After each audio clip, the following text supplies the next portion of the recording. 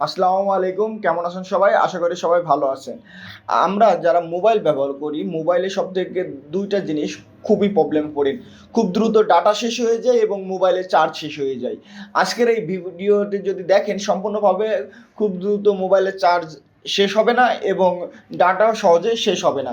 এজন্য কিছু গুরুত্বপূর্ণ সেটিংস যদি আপনি আপনার মোবাইলে করে রাখেন, তারপর থেকে দেখবেন যে আপনার মোবাইল ডাটা এবং চার্জ ২ টাই সেভ হচ্ছে। কিভাবে করবেন জাস্ট এই ভিডিওটা সম্পূর্ণ দেখুন।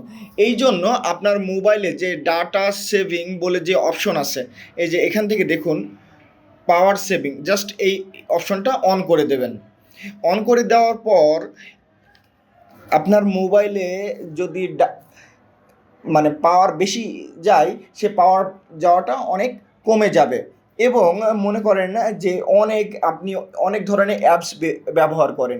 এই অ্যাপসে দেখা যায় যে আপনি মোবাইল টাচ করছেন না, তবুও ব্যাকএন্ডে এগুলা সব ডাটা খাচ্ছে এবং এই অ্যাপসগুলো চলছে।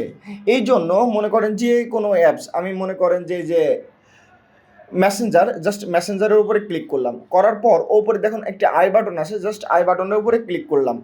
করার পর এখানে দেখুন মোবাইল ডাটা, জাস্ট মোবাইল ডাটার উপরে ক্লিক করবেন।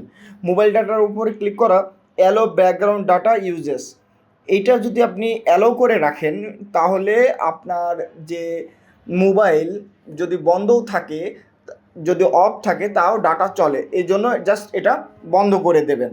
বন্ধ করলে দেখা যাবে যে আপনার ডাটা বেশি পরিমাণে আর খাবে না।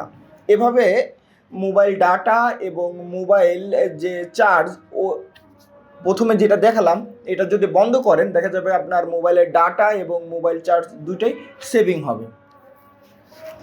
আশা করি আজকের ভিডিওটি আপনাদের অনেক ভালো লাগবে। যদি এই ভিডিও আপনাদের ভালো লেগে থাকে অবশ্যই একটি লাইক দেন এবং আপনাদের এই ভিডিও সম্পর্কে যদি কোনো কমেন্টস থাকে, আমার যে কমেন্টস বক্স, নিচে যে কমেন্টস বক্স আছে এই কমেন্টস বক্সে আপনারা কমেন্টস করে জানাবেন আমার এই ভিডিও আপনাদের কেমন লাগলো এবং ভিডিও সম্পর্কে কোনো মতামত থাকলে জানাবেন।